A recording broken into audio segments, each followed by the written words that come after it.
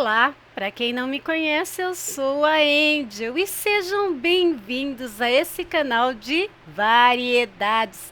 Cada dia trarei algo novo aqui para vocês no canal. E hoje vamos de cortes do canal Angel Black Contos de Terror. Espero que gostem e vamos lá? O relato de hoje é A Bruxa Híbrida e os Lobisomens Zumbis. Nossa, vocês já ouviram falar de lobisomens zumbis? Vamos lá? Boa noite, Angel. Boa noite, aterrorizados. Me chamo Tiago. Tenho 65 anos, mais ou menos. Não deixarei a minha idade exata, mas é mais ou menos isso. E hoje moro em algum lugar na Baixada Santista. Mudei meu nome e não vou dizer o local exato dos acontecimentos e nem o lugar exato onde moro nos dias de hoje, pois nunca me recuperei do que me aconteceu naquela época. Sei que fui culpado, não por desencadear aquela maldita coisa, mas de não ter conseguido dizer não a amigos errados, apesar dos apelos de minha mãe. Minha pobre mãe. Ela pagou caro por um erro que foi só meu e meu irmão. Bom, vamos ao relato. Tudo começou em um bar, em um maldito bar, depois de um dia pesado de trabalho nos cafezais, em algum lugar no interior do Paraná.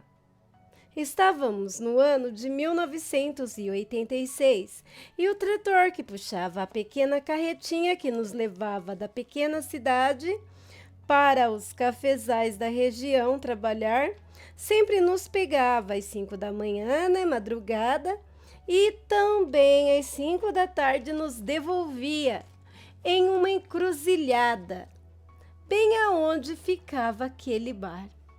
Bem, voltando ao assunto, nós estávamos naquele bar conversando, tomando umas pinguinhas e jogando truco. Estávamos animados, pois tínhamos acabado a colheita e tiramos, depois de muito tempo, um final de semana para descansar. E assim que o final de semana acabasse, logo o senhorzinho do trator, que também era nosso encarregado, apareceria com outra tarefa para fazermos em outra plantação, seja lá do que for, em alguma fazenda dali por perto. Continuamos por lá por mais algum tempo. Depois, meu irmãozinho chegou lá no bar dizendo que minha mãe estava precisando que eu fosse para casa para ajudá-la com alguma coisa, nem me lembro mais o que era. Mas me lembro de ter me despedido dos meus amigos. Comprei um doce para o meu irmão, que logo comeu tudinho. E todo animado, pegou minha mochila, colocou nas costas dele e saiu saltitante na minha frente, vinha, montava nas minhas costas, não parava de sacracotear para lá e para cá, dando aquela risada tão gostosa. Chegamos logo em casa, pois morávamos bem pertinho do bar. Bom, eu disse que não lembrava mais porque minha mãe precisava de mim, mas escrevendo o relato me lembrei. Minha mãe precisava que eu rachasse lenha para ela acender o fogo para terminar de fazer a janta. Quem fazia esse trabalho de rachar a lenha era meu pai, mas fazia pouco mais de um ano que ele tinha falecido devido a uma picada de cobra durante uma pescaria e, por não ter recebido socorro, morreu na beira do rio mesmo, me fazendo virar o homem da casa aos 19 anos. Bem, meu irmão e minha mãe recebiam um tipo de pensão pós-morte do meu pai, mas não era muito. mas ajudava bastante e assim sobrava algum para mim. Depois de cortar a lenha, tomei um longo banho de bacia e fui jantar. Minha mãe tinha feito uma polenta com um molho feito com galinha caipira bem cozida, com tomates, pimentão, pimenta de cheiro e muita salsinha e cebolinha. Foi a melhor comida que eu já comi em toda a minha vida. Nunca mais comi uma igual, por mais que eu tentasse fazer ou pedir para alguém fazer. Até hoje, sinto o cheirinho daquela polenta com galinha caipira no ar. Depois de comer, me deitei. Me deitei na rede, na área da casa. E meu irmão, com 6 aninhos de idade na época, correu e pulou em cima de mim, se aninhando no meu peito e acabou adormecendo ali comigo naquela rede. Me dói muito lembrar essas coisas. Já era quase 9 horas da noite, quando 2 amigos foram me chamar em casa. Era Paulo e Jorge. Eles queriam que eu saísse com eles. Bom, eu sempre fazia isso. Então, isso não seria nada diferente em minha vida. E, segundo me disseram, era para se divertir um pouco. Na verdade, eu não estava muito a fim de ir, não. Mas eles insistiram tanto, disseram que não seria a mesma coisa se eu não fosse. Bem, eu falei com minha mãe, mas ela me disse que eu não deveria ir, pois ela estava com um pressentimento horrível e ela não gostava nem um pouco daqueles dois, pois eles e a família deles não eram bem vistos na cidade. Bom, mas ninguém nunca provou nada contra eles. Bom, mas comentavam sim que eles roubavam animais nas fazendas da região. E eu não acreditava muito nessas histórias. Eu achava que era a implicância daquele povo. Afinal, Paulo e Jorge eram irmãos, eram muito unidos e tratavam muito bem sua família. Mesmo com os apelos da minha mãe e o meu próprio mau pressentimento, resolvi ir com eles. Perguntei para eles onde a gente ia e eles apenas responderam que seria muito divertido. Angel, só tenho uma coisa para dizer. Ai, se arrependimento eu matasse! Assim que andamos um pouco, encontramos o pai e o tio dos rapazes. Cada um estava com uma charrete puxada por um cavalo e tinha uma outra charrete para mim e para os meus deletos amigos. E sorrindo, eles apenas me falaram que aquela noite seria inesquecível para mim. Eu achei que estávamos indo para alguma festa ou baile nas fazendas e deixei, de lado o aperto no meu peito e comecei a rir e conversar com eles. Logo, chegamos em uma fazenda no meio de um bosque. Bom, um bosque muito lindo, por sinal. A casa parecia ser do século passado, com labirintos de plantações. Tinha uma cascata, artificial, muito linda, que caía sem parar em um tanque com lindas carpas. Ah, esqueci de dizer que a casa E a fazenda era cercada por um lindo bosque, parecia contos de fada o lugar, algo de outro século mesmo. A noite estava linda, com uma enorme lua cheia no céu, que clareava tudo em volta, deixando tudo ainda mais bonito com um toque de magia. Nós também vimos uma linda moça que usava um vestido de renda longo, a saia do vestido meio cigana, branco, que ia até os pés, com aqueles cabelos lindos, loiros e longos, com cachos que iam até as dobrinhas do joelho dela. Ela usava uma coroa feita com flores maravilhosas, maravilhosas margaridinhas do mato. Em sua cabeça, a moça parecia saída de algum livro de história, de tão perfeita, de tão linda. E ela parecia estar em transe, dançando e girando, mesmo sem nenhuma música tocando, com seus pés no chão, na grama. E logo mais, 3 senhoras, bem mais velhas, quase 80 anos de idade, começaram a dançar com ela e conversar. Eu estava hipnotizado, olhando aquela cena, até que logo fui trazido de volta à realidade, quando o pai dos meus amigos gritou: "Vamos!" E com um facão na mão, pulou da charrete. E com ele foi o tio dos meus amigos, né? Correram em direção daquelas mulheres, ameaçando elas com facões e fazendo as mesmas entrarem dentro da casa. Eu comecei a perguntar o que estava acontecendo ali, que eu não era ruim, eu não podia participar daquilo. Eu não entendia o que estava acontecendo.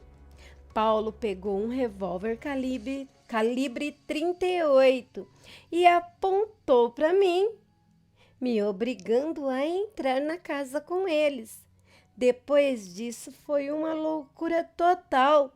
Os homens mais velhos começaram a quebrar tudo e a ameaçar as senhorinhas, ou melhor, torturar as pobres velhas, chegando até a arrancar dentes de uma delas no soco, tentando descobrir onde elas guardavam as coisas de valor e o dinheiro que elas tinham na casa. E durante todo esse horror, teve uma das senhoras que teve um dedo arrancado, a outra todas as unhas do pé. E a jovem? A jovem, a linda jovem, mesmo durante todo aquele horror, as torturas, ela, linda ali, continuava dançando e rodopiando, mesmo sem música. E ali, mais de perto, dava para ver a beleza, o quanto ela era linda.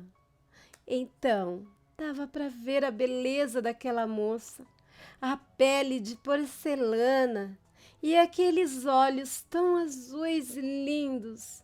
Mas tinha algo de estranho. Aquela mocinha maravilhosa com certeza tinha algum problema mental e os olhos dela eram tão apagados que parecia não ter vida mais neles. Sabe quando você vai num velório e o defunto está com os olhos abertos, aqueles olhos apagados? Assim eram os olhos daquela moça, daquela linda moça. As velhas senhoras, já muito machucadas, se negavam a dizer onde estavam suas coisas de valor. Até que o pai dos meus ditos amigos puxou a jovenzinha pelos cabelos e colocou o facão na garganta dela. E as senhoras então resolveram dizer onde elas guardavam seu dinheiro e as suas coisas de valor. Era muito dinheiro mesmo. E as coisas de valor pareciam ser de outro século. Tinha pepitas de ouro, joias, e entre essas coisas, né, centenárias, tinha coisas modernas, como ações da bolsa e etc. Bem, elas já tinham dado tudo o que eles queriam. Bem, eu então chamei eles para ir embora. Eles já tinham tudo o que eles queriam, eles conseguiram. Mas Paulo olhou para mim e, com um olhar assim, maligno, disse: Não podemos ir, Tiago. Essas mulheres viram o nosso rosto. Eu entendi. Entendi a maldade nas palavras. Entendi o que ele quis dizer com aquilo. Meu Deus, não! Eu implorei para irmos embora. Eram apenas senhoras cuidando de uma jovem com problemas mentais. Mas logo ouvi 3 tiros e 3 senhoras caídas, sem vida no chão. E aí foi que as coisas ficaram estranhas de vez. Eu fiquei chocado vendo aquelas velhas senhoras com buracos na cabeça. Assim que as velhas morreram, começamos a ouvir gritos aterrorizantes ecoando pela casa. Era grito de mulheres e choro de crianças, ou melhor, de bebês, como se fossem muitos bebês chorando desesperadamente ao mesmo tempo. Logo, a linda moça começou a chorar que nem uma menininha de 5 anos no máximo, e se ajoelhou ao lado do corpo das velhas senhoras. Paulo mirou o revólver na cabeça da menina, na direção da cabeça dela. E aí, né, o pai dele, que não valia uma colher de mel coado, disse para ele: Não atire. Seria um desperdício matá-la. Ela é tão linda e deve ser deliciosa. Podemos aproveitar de toda essa inocência, de toda essa juventude e beleza. Bem, eu pedi, juro, eu implorei para eles pararem, mas eles me mandaram calar a boca, pois depois daquele dia eu daria a vida de rainha para minha mãe, e meu irmão jamais passaria por privações. Eu gritei que eu não queria nada daquilo. Eles podiam ficar com tudo. Porque eu não ouvi a minha mãe. Porque eu não fiquei em casa ninando meu irmão. Paulo e Jorge me seguraram enquanto eu rezava para que tudo aquilo fosse um pesadelo. Um terrível pesadelo.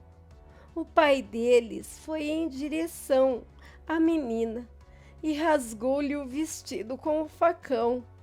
O vestido caiu no chão suavemente, deixando à mostra aquele corpo perfeito, aquele corpo de mulher na mente de uma criança.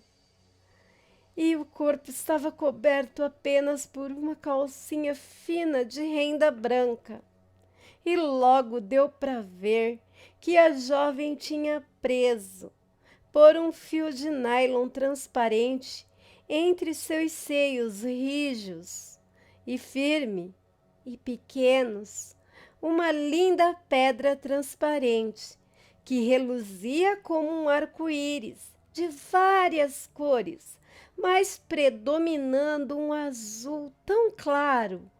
A beleza da pedra era indescritível e estava posicionada entre os lindos e pequenos seios da jovem. Ambicioso, o pai daqueles dois vermes que um dia eu julguei serem meus amigos, arrancou a pedra. Arrancou a pedra do pescoço da garota com muita brutalidade e violência.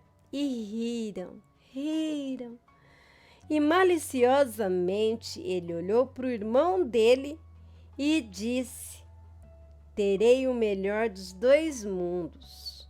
Depois vocês veem o que fazem com ela.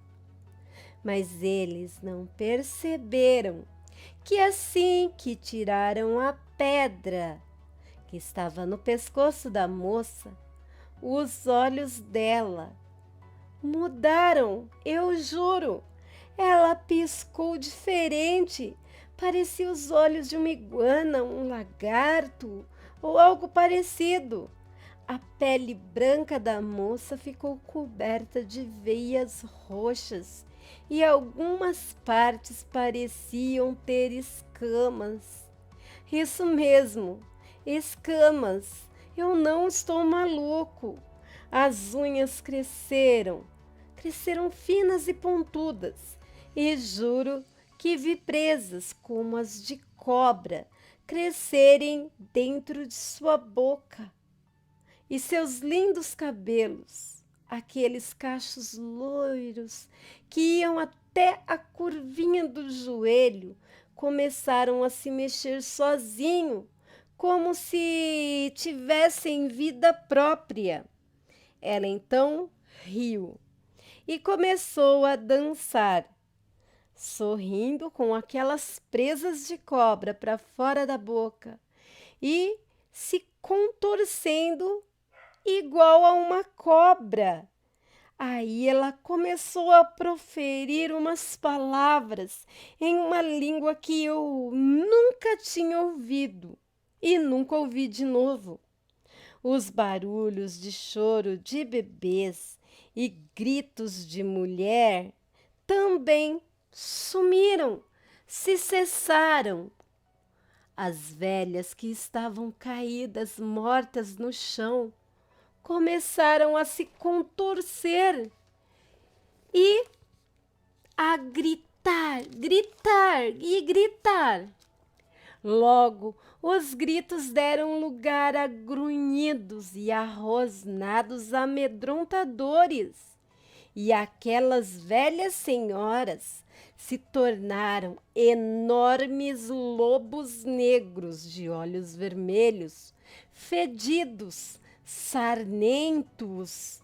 Eles pareciam estar com as carnes na altura da costela, completamente apodrecida, com algumas costelas do lado de fora do corpo, com vermes caindo no chão conforme andavam. Paulo atirou contra aqueles lobos zumbis, mas eles continuavam a se aproximar. E quanto à jovem que antes era linda e tinha virado um tipo de mulher-cobra, lagarto, bruxa-cobra, sei lá o que eu estava vendo, não sei o que era aquilo.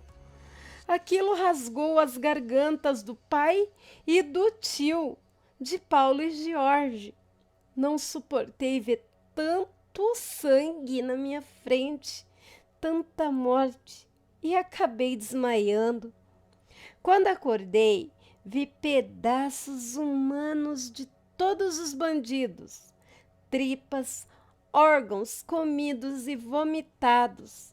Saí cambaleando, sem entender o porquê de eu ainda estar ali, vivo.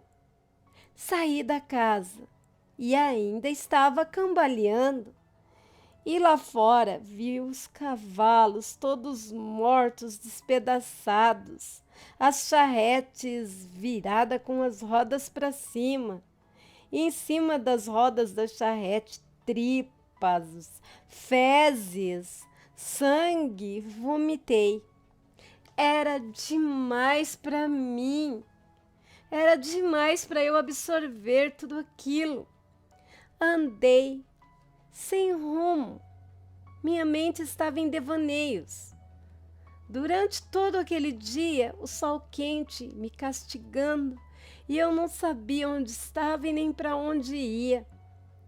Quando estava quase escurecendo, consegui chegar na cidadezinha onde eu morava. Lá estava um pandemônio, um rebuliço. A cidade estava cheia de polícia. Polícia demais! Nunca tinha visto tanta viatura junta. Logo me pegaram e me jogaram em uma viatura. Queriam saber onde eu estava, com quem eu estava, onde estavam meus amigos, onde tínhamos passado a noite e as perguntas continuavam.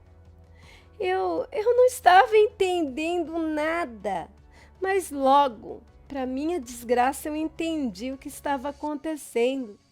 Naquela manhã, assim que o dia clareou, acharam a mãe de Paulo e do Jorge, assassinada de maneira horrível. E assim como ela, minha mãe, a minha mãe e meu irmãozinho, aquele com apenas 6 aninhos, ele me tinha como herói dele e os dois também tinham sido assassinados de maneira horrível também. Comecei a chorar, a gritar, a bater com a cabeça no vidro da viatura desesperadamente. Os policiais, esses não acreditavam em mim, pois eles tinham recebido uma carta anônima escrita à mão, dizendo que eu, meus amigos e o pai e o tio deles tínhamos matado toda a nossa família de maneira cruel e tínhamos fugido. A carta dava detalhes de como tudo aconteceu. Contei a eles a verdade, tudo o que eu tinha passado, mas eles não acreditavam em mim. Foram até a casa daquelas mulheres, mas quem ia acreditar nessa história?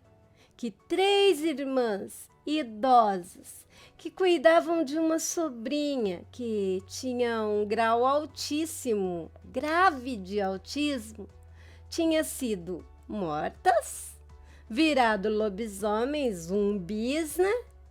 Matado todo mundo. E depois estavam lá, vivinhas da Silva, conversando com os policiais. E a garota autista, uma mulher cobra, riram de mim. E ainda disseram que ainda pegaria os outros assassinos que estavam foragidos. Resumindo tudo para você, Angel, passei do ano de 1986 até o ano 2000 preso em um manicômio judiciário. E o restante desse tempo me mudando de cidade em cidade, de estado em estado, pois essas 4 bruxas me perseguiram, mesmo tendo tirado tudo, tudo de mim, ainda me perseguiam. Aliás, me perseguem até os dias de hoje. Conseguia fugir, mas elas sempre me achavam e sei que uma hora vão me pegar. O mês passado eu estava no meu prédio, olhando para o mar, e quando dei por mim, Na beira da praia, vi elas dançando, dançando sem música, na luz do luar. Angel, será que eu imaginei tudo? Será que sou louco? As três velhas senhoras e a jovenzinha continuam iguaizinhas. Não envelheceram nenhum dia, não mudaram nada. E eu já estou com mais ou menos 65 anos. Como eu disse, eu não quero especificar. E estou bem acabado. Bem, me mudei de novo, Angel, mas não sei mais por quanto tempo poderei fazer isso. Por quanto tempo mais conseguirei fugir delas? Pois ouço uivos em toda a lua cheia. Fico até algum tempo sem ouvir quando mudo de cidade, mas logo os uivos começam e sei que elas me acham. Sei que sou o único culpado por tudo. Sim, por tudo que aconteceu com a minha família. Tudo isso por não ouvir a minha mãe e nem a minha própria premonição. E os médicos, todos os médicos que cuidaram de mim, sempre tentavam me convencer que eu e meus amigos éramos assassinos. Mas eu não sou louco, Angel. Eu sei o que eu passei e ainda passo. Nunca deixe de ouvir os seus pressentimentos e nem o conselho dos seus pais, pois podem evitar, ouvindo eles, uma vida de desgraça, de dor e de perseguição, de sofrimento. Boa noite. Meus aterrorizados, que situação do Tiago, hein? Não ouviu a mãe, não ouviu o sexto sentido e praticamente quebrou a cara. Bem, meus aterrorizados, é a primeira vez que eu ouço falar de lobisomens zumbis. E o que seria essa criatura que essa moça se tornou, né? Sendo que ela era autista, tinha problemas mentais aparentemente. E com todo o tempo que passou, ela não mudou. E nem as velhas morreram, voltaram. É bem tenso, é bem estranho. Bom, deixem nos comentários do vídeo o que vocês acharam da história de hoje. E aí, aterrorizados, gostaram? Então, bora deixar o like, se inscrever no canal e compartilhar? E não se esquecer de ativar as notificações do canal. Isso ajuda muito a Angelzinha aqui. E por hoje é só. Fiquem com Deus e até um próximo vídeo. Bye!